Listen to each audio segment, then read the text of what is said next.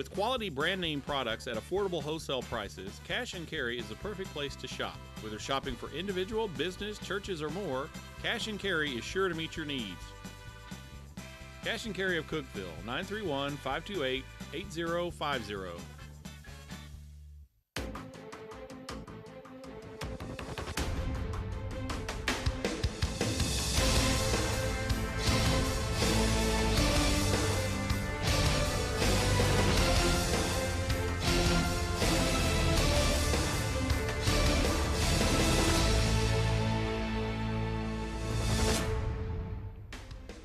Another tough road test. Hello, everyone, and welcome to the Watson Brown Show, presented by IWC Cash and Carry, alongside Tennessee Tech head coach Watson Brown. I'm your host, Buddy Pearson. Well, the Golden Eagles wrap up a brutal three-game road swing this Saturday by heading to Cedar Falls, Iowa, to take on the number 10th ranked Panthers of Northern Iowa. TTU is coming off a gut-wrenching 10-7 loss at Tennessee State this past Saturday. Coach, this is a brutal road stretch for you guys. Since I've been at Tennessee Tech, it's by far the worst road stretch we've had. It's all three are going to be. I think it really got brutal when Indiana State was much better than we'd hoped. Right. Now they're ranked in the top 25, and so all three teams are ranked football teams on the road early in the year with a very young offense. Not a good way for us to start. Yeah, the game at TSU. Gutsy performance, maybe one of the best defensive performances I've seen in 15 years by a Tennessee Tech Golden Eagle team. I think it's we had two top 10 defenses in college football at UAB. I'm talking about Division I top 10 defenses. I'm not sure that one wasn't more dominant than any one of those defenses' performances, and just very, very proud of them. Did exactly what we had to do. We thought the game would have to be close and low scoring for us to win, and we knew our defense had to keep us in the game that way. We felt like we would need the ball late and have a chance to win. Is exactly what happened, and we didn't pull it off. But just a dominating defensive performance. Well, the Golden Eagles got off to a good start against their in-state rivals as we check out the first half highlights brought to you by Wendy's Breakfast of Cookeville. Coach, defense came out dominating early on. Jay Rudwall gets to quarterback Ronald Butler for a 7-yard loss. We had a lot of weak side pressures, strong side pressures. I thought Coach Landholm did a good job of changing up where he was bringing people from. But the line of scrimmage, first time since I've played TSU, I thought that our defensive line controlled the line of scrimmage in the game. And nice interception by Austin Talent. That was a coverage that we put in for this game to try to overplay a three-man receiver side a little bit. And quarterback, I think, overthrew it a little bit and hit us right in the chest and got off to a great start here. Well, when you start putting pressure on the quarterback, obviously good things happen. Like you said, switched up the coverages, and I think that certainly led to Austin Talent's 4th interception of his career. Austin has been, boys, he's been a good player here. We're going to miss him when he's gone. He's been a 4-year starter. Free safety for 2 years, strong safety the last 2 years. He's just an outstanding player. Yeah, the career leader in tackles right now. TSU gets on the board. Clark Lane makes a 26-yard field goal. They go up 3-0. This was, or it's 7-3 rather, and then in a matter of like 50 seconds, Ronnie Vinson picks off Jared Davis, takes it to the house, 50 yards for the touchdown. Yeah, their best drive of the game, really, and they drove down and got a field goal, and then come right back, and Jared just throws a real bad ball, just a real bad ball. He knows better than that, and our primary receiver had gotten knocked down, and he turns back across the other side of the field and makes a bad decision. More good defense by Tennessee Tech. Marty Jones, Madoho, Akpaka-Warwick. Seemed like Akpaka-Warwick was in the backfield the whole day. He had a real nice game. He's playing some tackle, playing some outside linebacker, playing different positions for us, and hard guy to handle. Nice play by Cody here, and we had some nice pieces. We never had any field position in the game, buddy, and just a really hard defense to get long drives against, just really hard. And we've got to play better on offense, but it's also we're playing some outstanding defensive teams now. And that's why I'm so proud of our defense. They knew that going in. Right. They knew there was not going to be a lot of points scored on our side of the ball. And for our defense to be able to match that and to give us the ball offensively with 5 minutes to go in that game at their 25-yard line, I think we would have asked for that before the game started to give us that shot, and we just couldn't finish it off. Good defensive stop there at the end of the first half. You go into the locker room with a little momentum. What do you tell your team at halftime? Oh, we were pleased to be where we were. I mean, I felt like we were in good shape, and we didn't seem to have a tired football team whatsoever. Game was close. We wanted to get it to the fourth quarter with that opportunity, and the game was going like we wanted it to go, other than the bad turnover we had, the one bad turnover. The game was going real well, and so we were ready to go back out in the second half and had a really strong third quarter. Well, the next two quarters were definitely a defensive struggle as we check out the second half highlights brought to you by Miller Lite. Coach, one of the players who had a big game, Tredarius Goff, the linebacker who was playing with an injured shoulder, and you're going to miss him now. Well, we think so. We'll find out, I guess, tomorrow. He went to Nashville to get checked out there, and with his pec muscle in his arm that's we're afraid is torn, and that would not be good for our defense this year. It'll be great for our defense next year because we could then have a medical red shirt if he has to be fixed. Beautiful throw here. Called this play probably 4 times in the game. Jared only hit it 1 time. 3 of the 4, I thought we had an open guy, and he just didn't connect. But this was beautiful. Brock McCoy, got to play him more, buddy. Every time he seems to go in a game, he makes something happen. We're playing Darian Stone too much of the time. Darian's getting tired, and here more of those pressures and long yardage. The whole plan this week was to get them to long yardage, and we just did not feel like they could handle our pressures if we got them in long yardage. Jordan Patrick, he was 84, Akbak Work 94. I think Ronald Butler's going to see those numbers in his sleep for a while because those guys were in the backfield. They were there all day. Nice run here by Isaiah McKinney.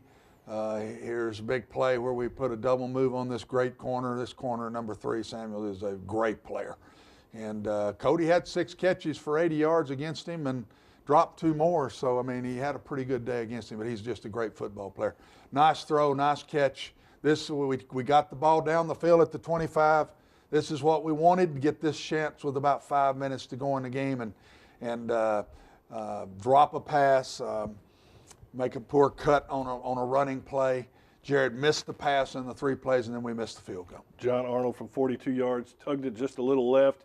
Walk-on freshman kicker coach. Hasn't been in that kind of position before. No, it's the first time that he's been there, and he's a good kicker. He'll get better. We've missed Zach Sharp had the injury. I think Zach kicked off for the first time Saturday. I think he's healthy and ready to go, and we'll stick Zach back in the mix now as our extra point field goal guy this week and see who comes out on top of that. Final score, TSU 10, Tennessee Tech 7. If you'd have told me that we would have held TSU without a touchdown, without any sort of offense, I would have thought for sure we would have won the game. Yeah, but that defense on the other side really is, tough. I think, giving up 2 touchdowns in 3 games. Yeah. I mean, they're really good too. So the game went, buddy, exactly like I thought it needed to go for us to win. Yeah. The disappointing thing was not to finish it offensively with an opportunity to go ahead and win the game right there with 5 minutes, because I think if we could have even tied the game, I think it would have been an advantage Tennessee Tech. We just couldn't get the 3 points there at the end.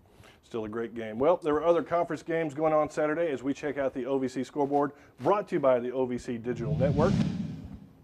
And looking around the league, Eastern Kentucky goes to Tennessee Martin and comes away with the win. The Colonels, number 22 ranked in the country, win it 49-24. For EKU, Jeff Glover, 7 receptions, 128 yards. Deshaun Mobley, 11 carries, 183 yards, and 3 touchdowns. For UT Martin, Gerard Neal, 15 and 24, 179 yards, 1 touchdown, and 2 interceptions. Elsewhere around the league, Eastern Illinois didn't have any trouble with Austin Peay, a 63-7 winner.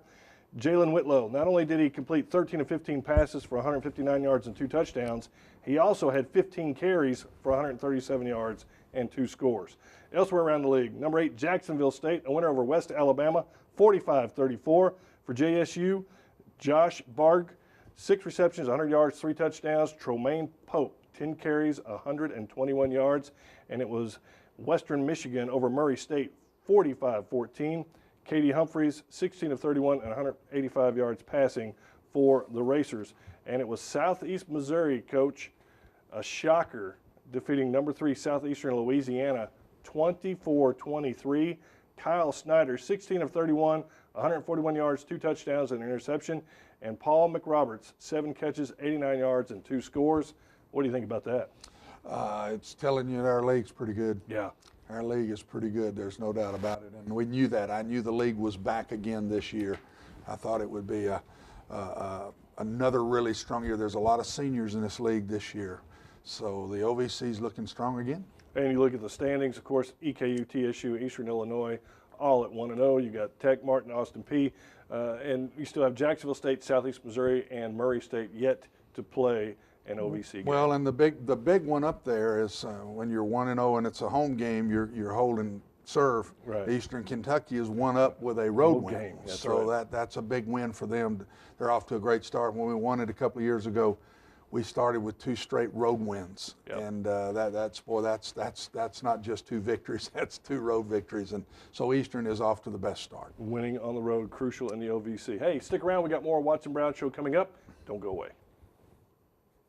Tennessee Tech tickets available at 931-372-3940 or ttusports.com. Welcome back to the Watson Brown Show. Did you know that one of the most notable players in Tech history is former wide receiver Tim Benford, who's now with the Dallas Cowboys? I'm sure you did. But did you know his younger brother, Willie Davis, is also a Tennessee Tech Golden Eagle? As a matter of fact, we're going to hear from him right now in our Golden Eagle player profile, brought to you this week by Zaxby's.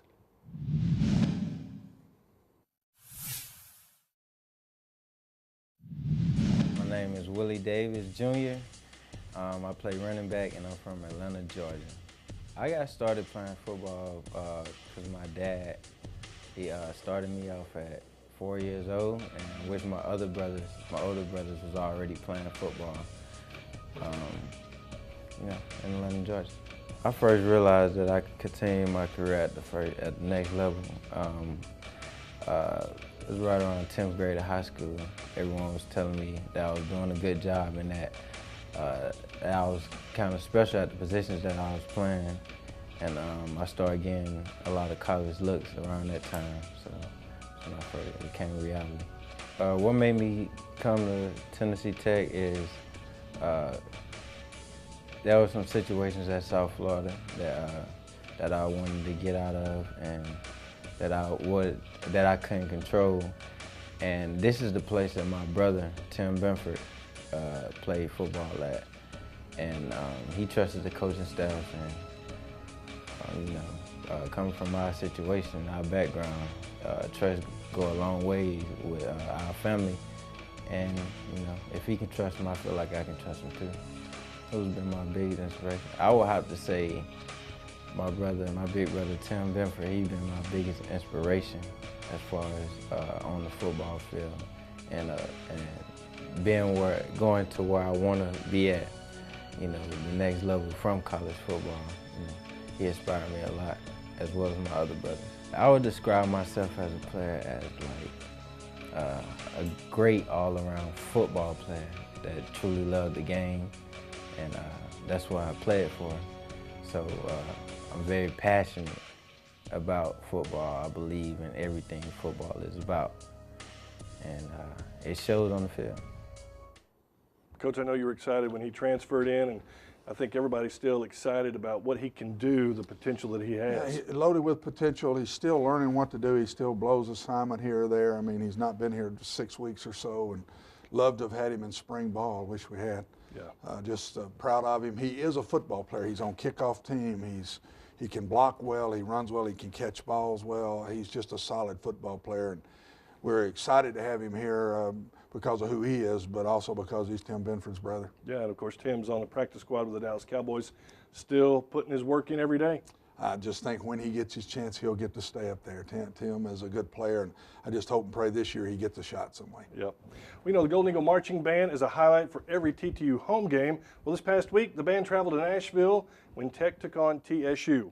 Let's hear what band director Eric Harris had to say in our Mic'd Up segment, brought to you by Pepsi.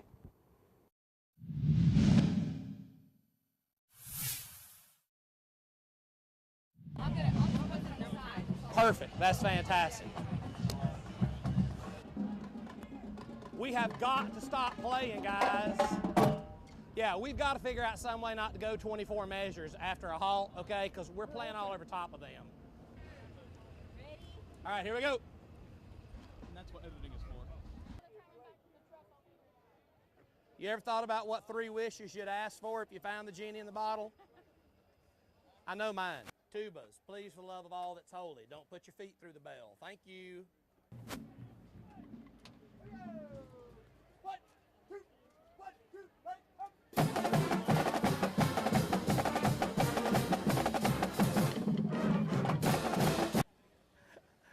Hey, how are y'all doing? Good. How about you? Good. All right. How was your trip? Very good. Good, You think good, you can good. say a prayer and like get the Lord to drop the temperature 15 degrees? Amen. It's funny, when I talked to Sharon, there was a radio station called Light 102.9, and their theme song was, "The light is on, Light 102.9. Yeah, but we're gonna pull in this way. I've changed my mind. We're gonna go in this way instead of this way because we have to fight all the equipment. They go that way when they leave the field, so we're gonna go right in behind them. Does that make sense? Y'all make sense? Okay.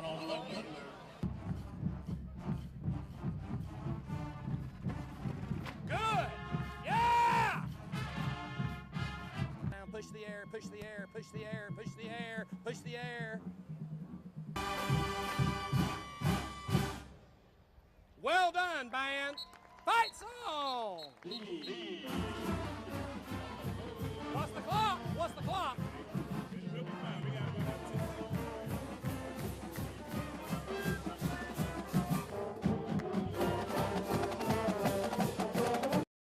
Love to see that support from the band. Oh, and they're fantastic. They were, I remember being so little, 9, 10, 8 years old, and couldn't wait for the homecoming parade, and Yeah. the Tech band would be coming by. And that fight song I've been hearing for a long time. I'm old, and so I've been hearing that fight song probably 50, 54, 55, 56 years now that I've heard it, and it's just a lot of great tradition. They do a great job. Yeah, it's neat to see them travel too, and of course Oh. everybody gets to see them at the home games. But you know, to take them on the road, that's going to make the players feel good too. To have your band there and get you guys pumped up. The band was there, very nice crowd there Saturday. Yeah, it It fit, our sidelines felt like a home game to us. Yep. Well, it's time now to catch up with a former TTU athlete. This Golden Eagle offensive lineman was a model of consistency in the 1990s. Tracy Russell is in our Where Have They Landed feature, brought to you by the Golden Eagle Sports Network.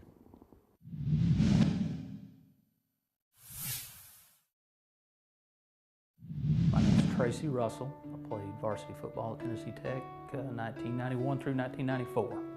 I was a center, starting offensive lineman. Came to Tennessee Tech in 1990. I had been recruited by a number of schools. The head coach at that time was Jim Ragland. Coach Ragland and our then offensive line coach, L.T. Helton, paid me a number of visits. And I had 2 sisters who had attended Tennessee Tech back in the early 80s. So I was somewhat familiar with Tennessee Tech, had actually stepped foot on the campus before, but they really sold me on Tennessee Tech as the place for me to continue my career. I was very fortunate to avoid injury throughout my career, major injury. I was able to start my first game as a freshman and continue that on throughout my senior years, 44 consecutive starts. In retrospect, there may have been some of those games I was dinged up enough, maybe I should not have been playing, but the coaches believed in my abilities and my leadership and needed me out there. The interesting story, my style of play relied a lot on my quickness. Had some good input and recommendations from my high school coach that at 6 feet, 6'1", I would never be a defensive lineman or a tight end, which I'd played in high school. So he encouraged me to play center.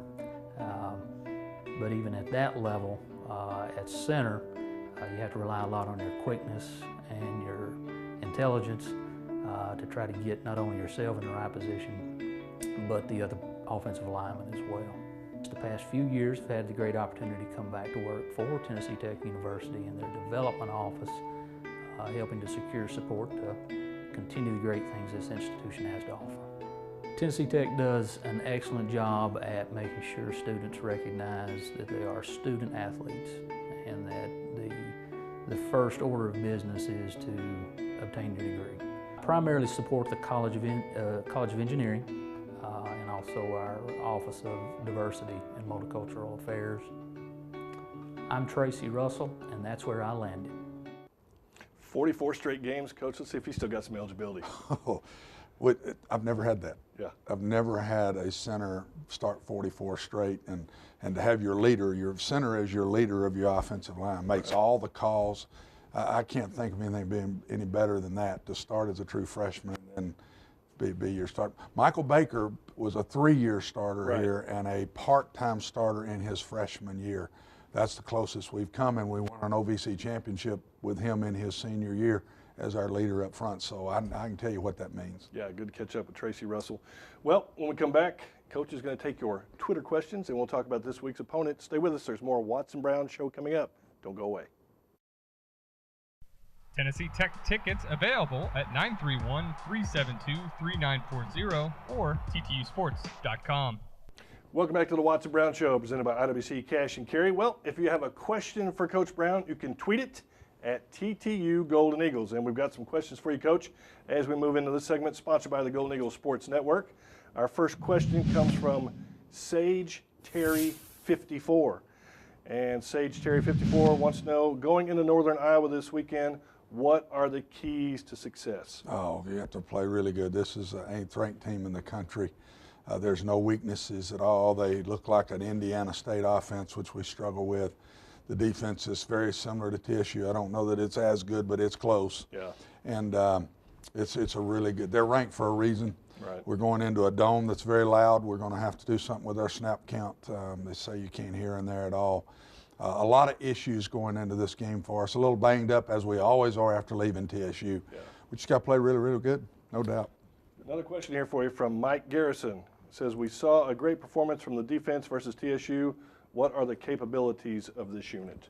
Well, a lot of them are back. We've got 9 of the 11, 8 of the 11 back, and so I mean we've been very good. A year ago, we're coming back into our own. I didn't think we played that bad in the first 2 games. We gave up big plays. We gave up a lot of big plays at Indiana State. We didn't do that Saturday. We did control the line of scrimmage, and that was controlled by players. All but one is a junior, sophomore, freshman.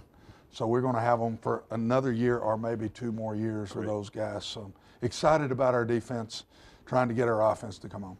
And the final Twitter question we have for you, Coach. This is from Mike Leo. When was the last time you coached in a dome? Probably the Astrodome when we played the University of Houston at Rice, last game of the year. If we knock, they're going to the Cotton Bowl. If they beat us, if you remember, I think that's when they played Doug Flutie and Boston College, and we had a 10-point lead in the 4th quarter, and we didn't hardly pull it out. And they went on and went to the Cotton Bowl. But it's probably the last time that I remember being in a dome was in the mid-'80s at the old Astrodome. Wow. Well, it's time now to focus on this week's opponent, which is a new one for Coach Brown and the Golden Eagles. And this segment is brought to you by FCS. The Panthers of Northern Iowa are 1-2 overall, and right now in the latest FCS poll, they came out ranked number 10. Coach, what do you know about Northern Iowa? Solid everywhere. Big, strong-looking guys across the board. Offensively, a great running back in number 7, and another one behind him and a number 5. Solid quarterback play. Number 17 is a very good player. Just a really strong offensive football team. A very dominant defensive player. I don't know if they've got, if that's that he'll show up on here. He's number 98. He's 6'3", 305 pounds, and he's a man. He's a big one. He's a big one, and he would be. We would take him on our team. Yeah. I would tell you that. But they're just solid across the board. Ranked where they are for a reason. Lost at Hawaii by 3. Lost in the last drive of the game to Iowa.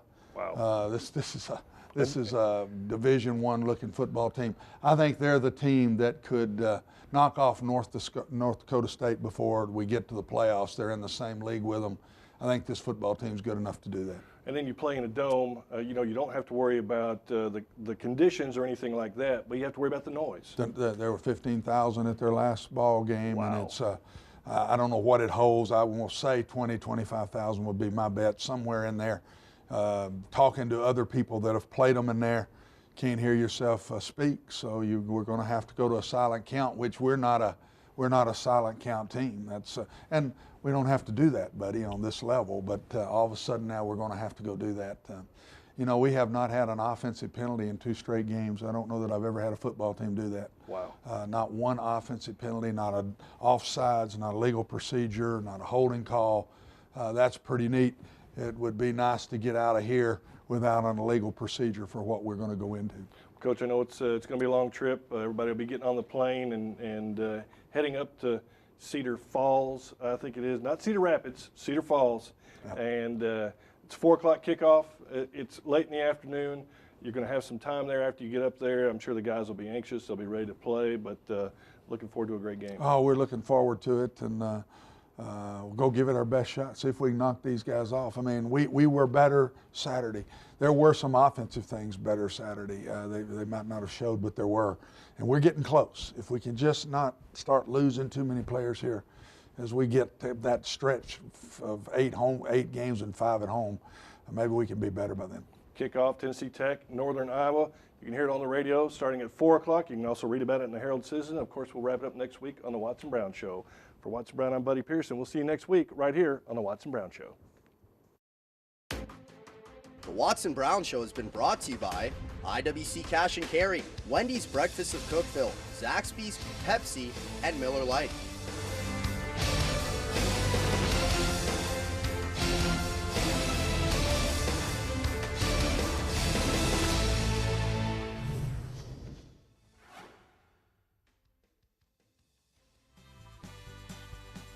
With quality brand name products at affordable wholesale prices, Cash and Carry is the perfect place to shop. Whether shopping for individual, business, churches, or more, Cash and Carry is sure to meet your needs.